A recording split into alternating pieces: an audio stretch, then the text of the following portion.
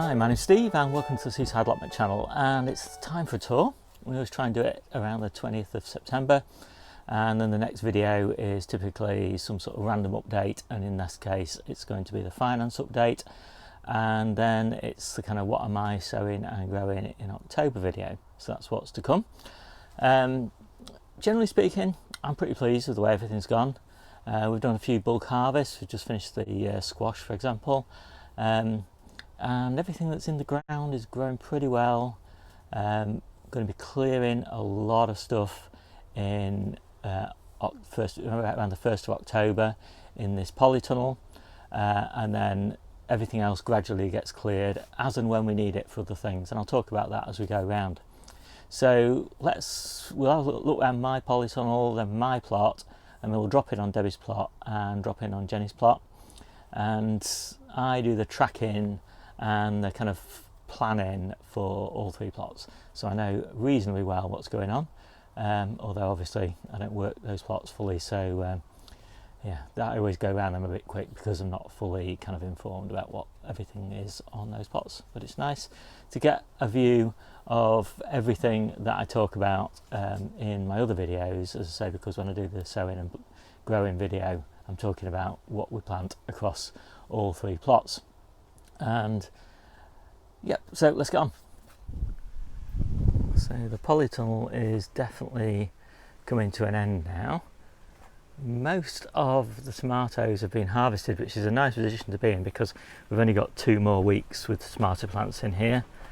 We've got some radishes in there in a spare corner, and this is one of my favourite of the tomatoes. This is indigo pear drop, and this is the one where we've still got a lot of fruits on, and it's been extremely prolific. But most of the harvest has been on the side shoots, the ones you're meant to cut off.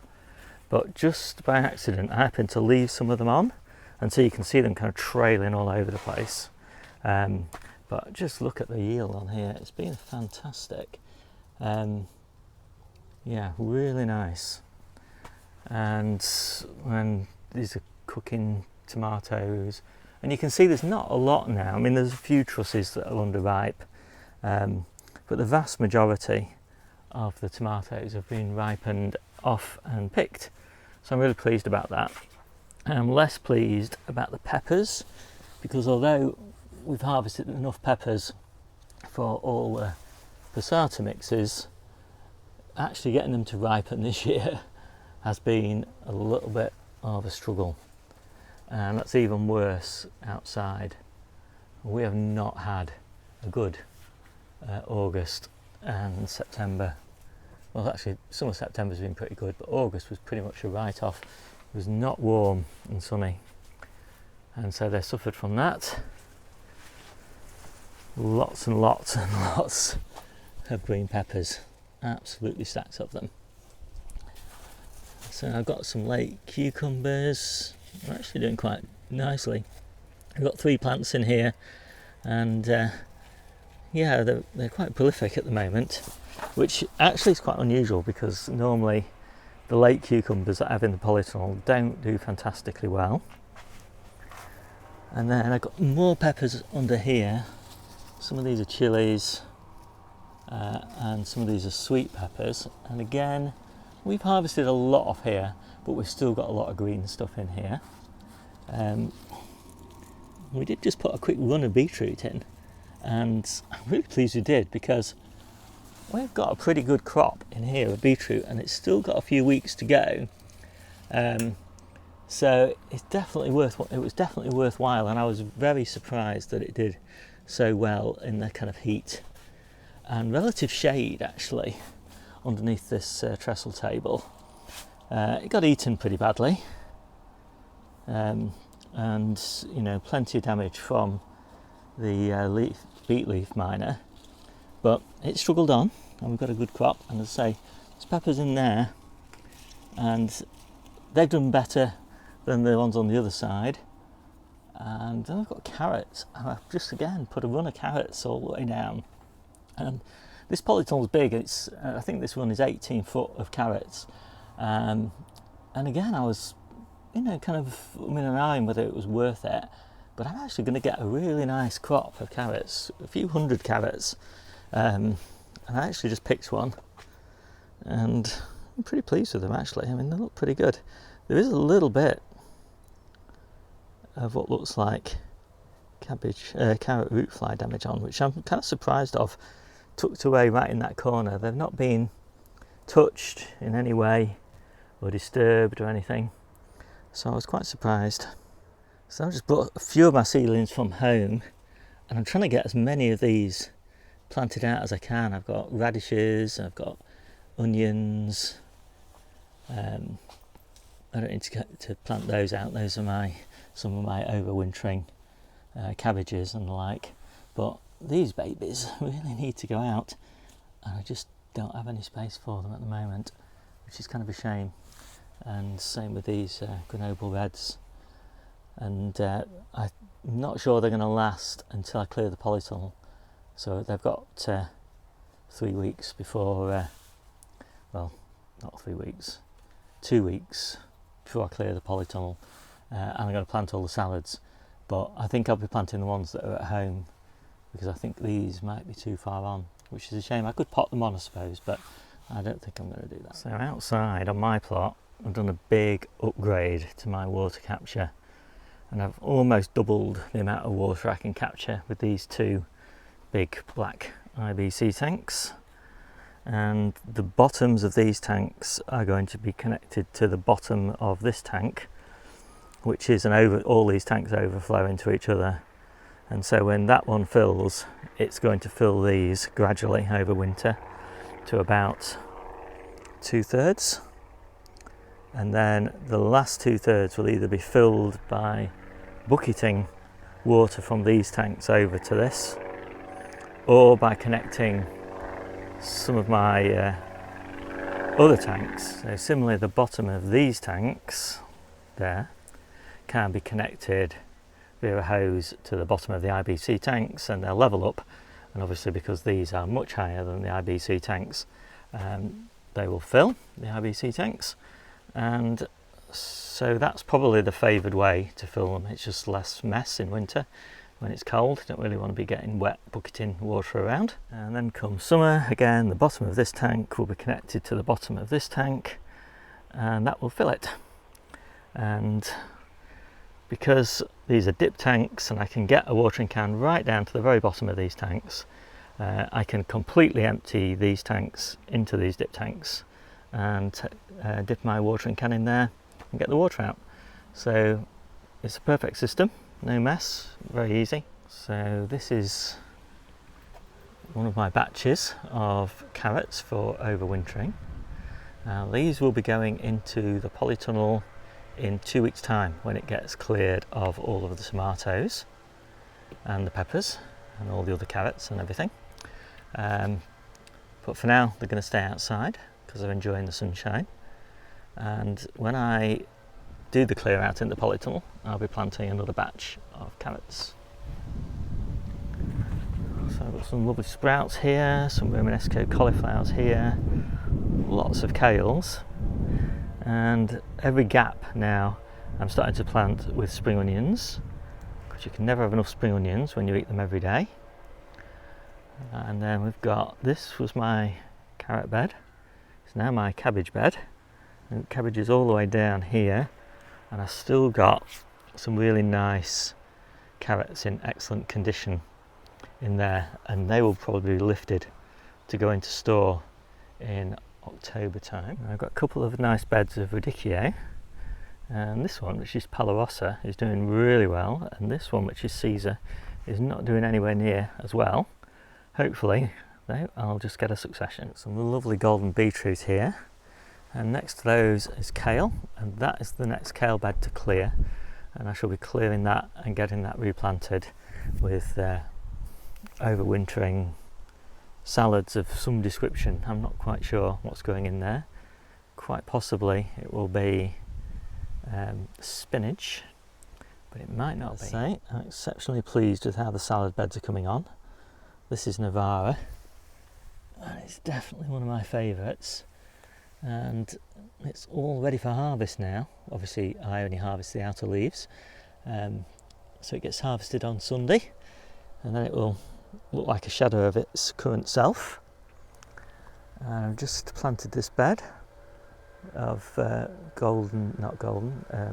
Grenoble red with spring onions around the outside. I've got another lovely bed of salads here. This one is Roxy, and this is also ready for its first harvest. It doesn't look very good at the moment, Roxy. You need to have had a few weeks of harvesting to lift these big sort of floppy leaves off the ground and replace it with these nice crunchy inner leaves. And it's the same sort of story with that, which is Freckles. It's a fantastic winter lettuce, Freckles, and again that's all ready for harvest on Sunday. And then interplanted in here, lots and lots of spring onions. Another one of my autumn salad beds, and this is Grenoble red, and again we've been harvesting this one for a few weeks now, and it's in great condition. And there's another bed of Grenoble red here. Everybody's at this point asking themselves, this is a lot of lettuce, and it is, and you need a lot of lettuce in the ground at this point in time if you're going to have enough in November and December and January and early February. So it's basically, abundance now in order to have sufficiency later.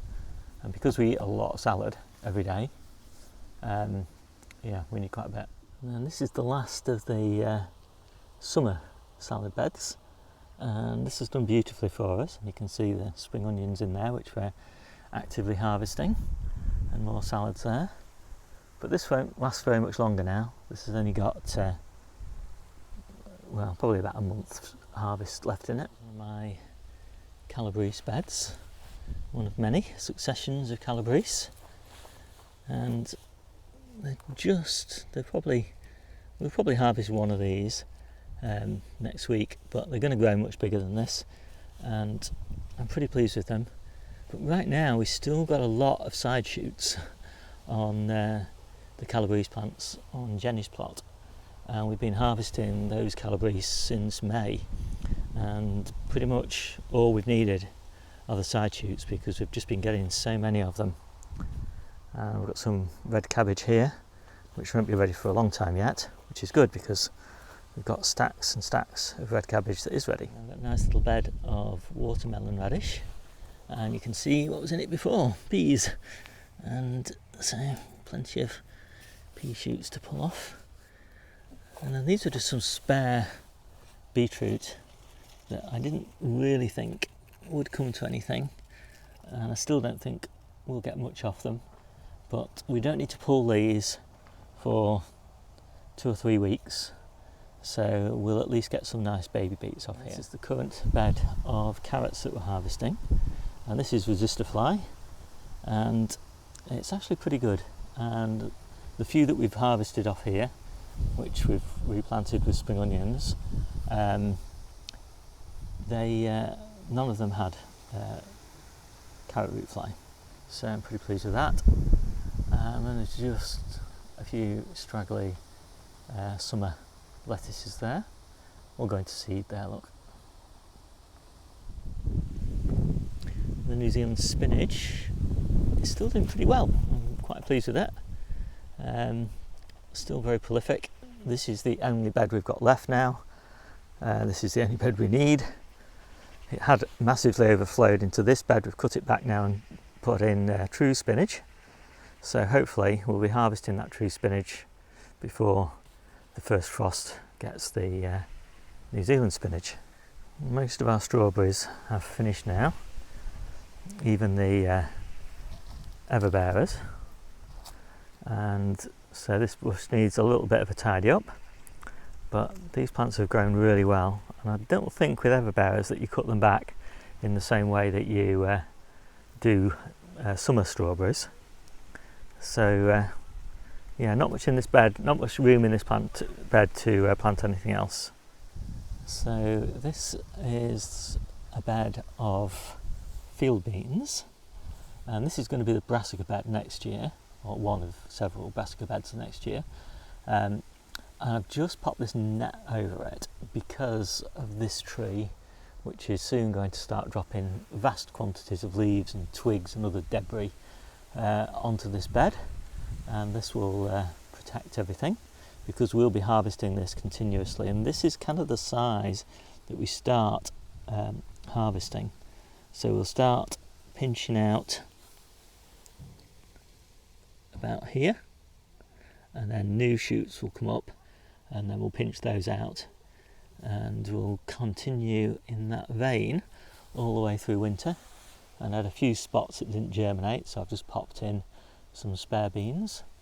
And this is the earliest we've ever planted field beans. It's quite early for us, but we thought we'd give it a try here.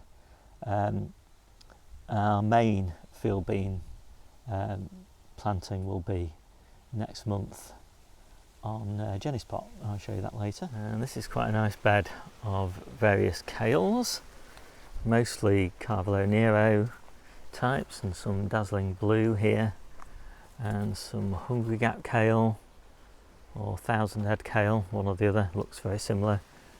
More dazzling blue, and then lots of late sprouts. We've got lots of early sprouts on other parts of the plot, some late sprouts there. We've got some more lettuces, later successions, and then this is the last of the summer beetroot beds, just a few in here, good size though. So as soon as, if I ever get these tomatoes to ripen off, there's a ridiculous number of tomatoes on here, I'll be getting this bed replanted. I've got some chard here, it's looking lovely. I've had a lot more success with the green chard than the red. I've had loads of problems with that. And then some more spinach. It's looking a bit straggly and leggy, but I'm sure it'll be fine. More chard, spring onions that are not really suitable for salads now, but they're fine for cooking. And then more chard here, and you can see all this fungal spot disease on a lot of these leaves. So pretty sure I'm going to take this out, and I've got new chard seedlings I'm going to pop in here. A bit late, but I just don't trust that this bed is going to clean itself up for winter. I've got a kind of ridiculous number of beautiful green, very green peppers. Unfortunately, I haven't got that much confidence that they're going to ripen off, which is a real shame. We've had loads off here. There's a few that are starting to turn, but so many left. And we've got a few leeks in here, interplanted as well, and spring onions. Same story with the peppers in this bed. Loads and loads, all of them beautifully green. And then another one of my coal frames, and this is a salad lettuce, salad kale called red ruble. And this is a bit big now for the salads, but we've actually been using it a bit like you would use chard in stir fries, for example, or smoothies, and it's actually really good. It goes really dark green, and it's really tasty, and it's got a nice texture to it. So we've let this bed grow on rather than replanting it, just because it's so prolific. And here's the new bed that will replace it. And as soon as this one is ready for harvest, we'll probably clear this one and get it replanted with something. So there's a quick look at Debbie's plot. So we've got the next succession of calabrese, strawberries, Romanesco cauliflowers. These aren't far away now, so that's quite exciting. These are big, gorgeous plants. And herb beds, lots and lots of herbs, more herbs here. And then these are our spring purple sprouting broccolis. These are all claret.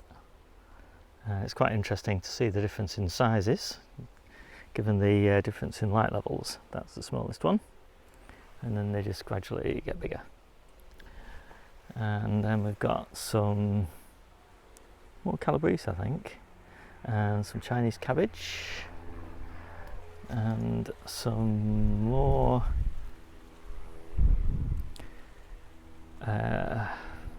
radicchio, and a horrible shadow from me, and then salad rocket, which was just planted a couple of days ago, so it's just getting a little bit of protection for a week, and then we'll take that cover off.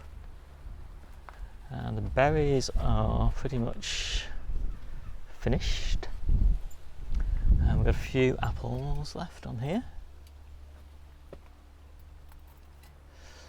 All the currants are finished, and just lots and lots of lovely pears. These are gorgeous. These are not conference. I've forgotten what they're called now, but beautiful. Concord.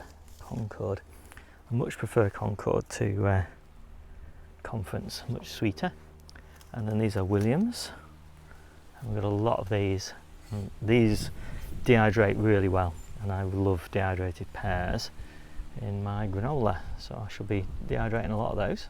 And then we've just been harvesting the last of the sweet corn, and so we've got some more cauliflowers in here, and I think we're putting onions, overwintered onions, in that bed down there. And there's the last few sweet corn. Right, so here we are on Jennie's plot. The beans are doing pretty well. They're late to start, but yeah, I'm really pleased with them. These are just ready for harvest on Sunday. Maybe they'll be a bit too big back then, but anyway, that's when we're harvesting. So these are the Frenchies, and then these are cauliflowers, winter cauliflowers, winter cabbages, and then I think these are winter purple sprouting broccoli, and these are spring purple sprouting broccoli, and then these are kales, sprouts, masses and masses of sprouts, and these are the calabrese that we started harvesting. I think it was in May, it might have been June. And we're still getting masses and masses of side shoots, and obviously these aren't ready for harvest yet. Lots and lots of red cabbages squeezed in wherever we've got gaps, sprouts, loads more side shoots everywhere. More red cabbages. I was hoping, oh, we might do it, yes, we might get some little red cabbages coming. I wasn't sure whether we'd get them, but that's the theory. If you cut across in the main stalk, you'll get these little babies coming, so hopefully. And sprouts everywhere. And then we're on to the colettes. You see all the whitefly? It's not really much of a problem at the moment. And then all this side down here is all colettes, as far as the eye can see, just with calabrese side shoots tucked in the gaps. And then this was the squash, summer squash and winter squash. It's all gone. That is going to be, when Jennie gets around to planting it, the field beans.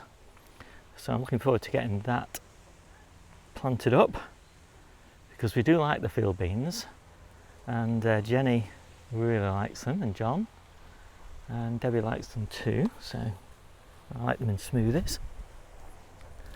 And these are the leeks, which were a complete and utter disaster. They pretty much all went to seed, but I'm not too unhappy about that, because that means I've got a really big bed that we can plant with broad beans. And Jennie and Debbie really love broad beans, and I like them when they're little immature plants. And then here we've got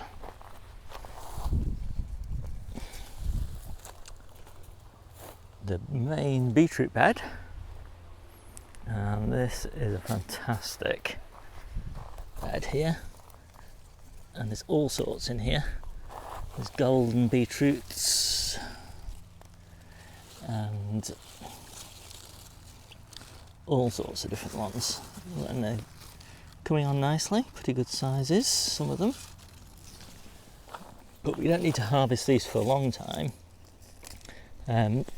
Probably, well, when we harvest, the first half is going to be broad beans of this bed, and so we can do that first succession where the leeks are, and then as we gradually harvest the beetroot in October and November and December, we can put more broad beans in, and then the rest of it's going to be garlic and onions and things. And so again, we'll gradually harvest our way through. And then we've got some more red cabbages, just for some reason stuck in there, because that's the only place we had any space. And these are finished now, and these are the Aztec broccoli. They've been an interesting crop, these, but I don't think we'll grow them again, because we just have so much other stuff at the same time of year. They don't seem to really fill a gap in our food availability, and they're not tasty enough to be worth it.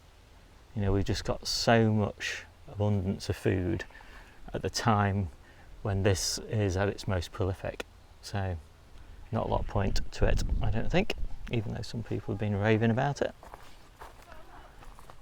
And then we've got carrots. I'm actually pretty pleased with this carrot bed in the end. This is our strawberry bed really, but we had garlic down the centre of it, and so we took the garlic out, put the strawberries in, and just look at that strawberry there. What a beauty. Kind of a bit unusual really to get it so late. So I'm quite excited to eat that, must admit. Yeah, but these carrots look pretty good, and I think these are Autumn King, so we'll leave these in for quite a while. And they're interplanted with spring onions, and they're doing okay. And then in this bed, same story. This was garlic, then we planted carrots, but unfortunately the germination on these carrots was nowhere near as good. These are Nance 5, I think. But it looks like we'll still get, you know, a few 50 or so carrots off that bed, so not too bad. And then here, just the last of the runner beans really. They're doing okay, but there's no flowers on them anymore, so this is the last that we'll get. We'll probably only get one, maybe two harvests off there. And then we've got one more nice kale bed, lots and lots of dazzling blue, and lots of eggs, so I think I'll just take that leaf off, but quite a few actually eggs, so I'll need to watch these.